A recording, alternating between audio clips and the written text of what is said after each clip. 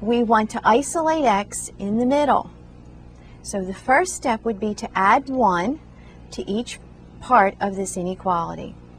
This results in negative 2 is less than or equal to 2x is less than 10. Now we might want to multiply each part of the inequality by 1/2. This will give us negative 1 is less than or equal to x is less than 5. If we look at our graph on our number line, the two numbers we're interested in are negative 1 and 5. We want to include the negative 1, so we put a bracket there. We'll put a parenthesis at 5 since we don't include that, and we shade in between.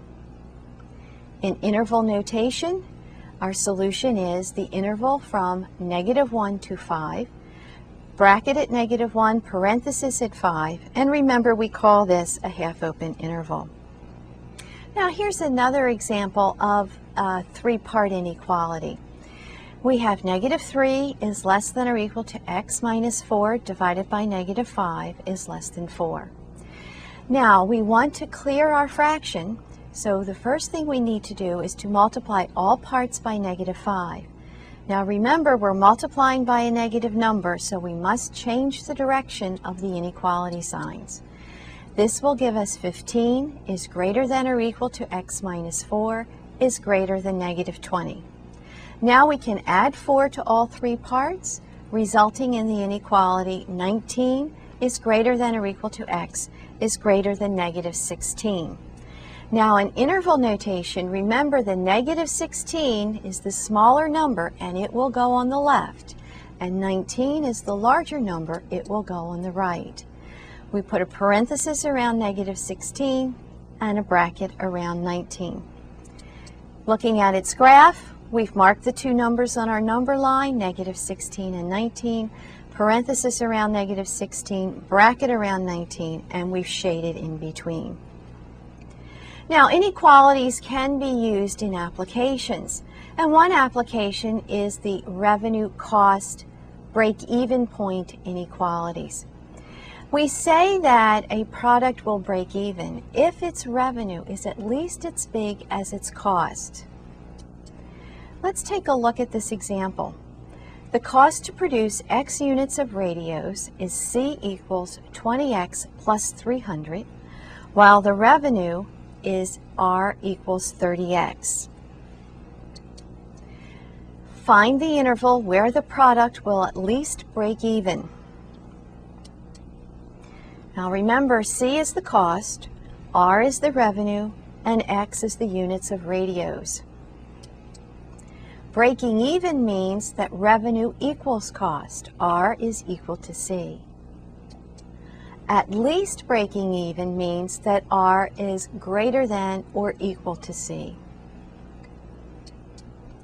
In our problem, we want to know when we at least break even, so our revenue, 30X, is greater than or equal to our cost, 20X plus 300. Subtracting 20x from both sides gives us 10x is greater than or equal to 300.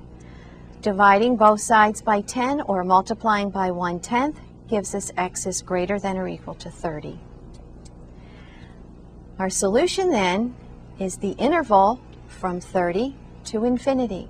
Again, notice the bracket around 30 and the parentheses around infinity. Now, the solution of quadratic inequalities depends on our solutions of quadratic equations. So, our quadratic inequality is first defined to be an inequality that can be rewritten in the form ax squared plus bx plus c is less than 0, where a, b, and c are real numbers and a does not equal 0. Now remember, we can replace the less than sign with any of our variations of the inequality signs. Here's an example.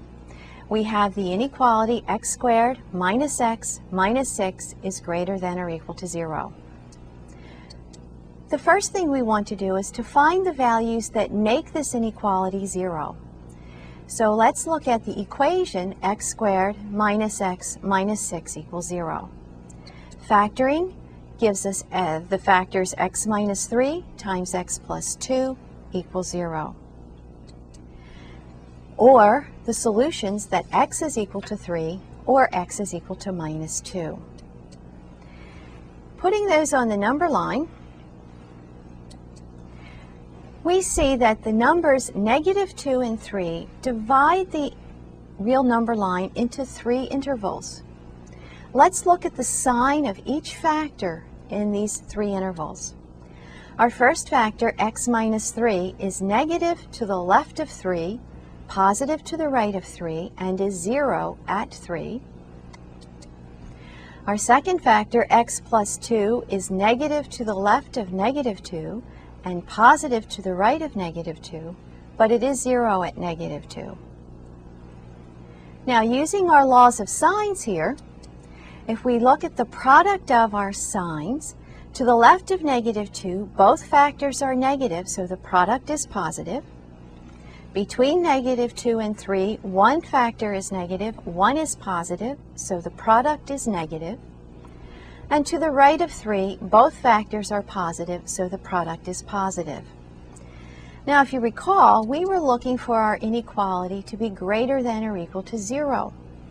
So we need to look at the intervals where the products are both positive. And those are the values of x that are less than negative 2 or greater than 3. Using interval notation, we'd have 2 intervals here. The left interval begins at negative infinity and extends to negative 2. Remember the parentheses around negative infinity and the bracket around negative 2. And the second interval begins at 3 and extends to positive infinity. Again, we put a bracket around the 3 and a parenthesis around infinity. Let's list the steps that we used to solve this quadratic inequality. The first thing we did was to solve the quadratic equation. Step 2 tells us to identify the intervals determined by the solutions of the equation.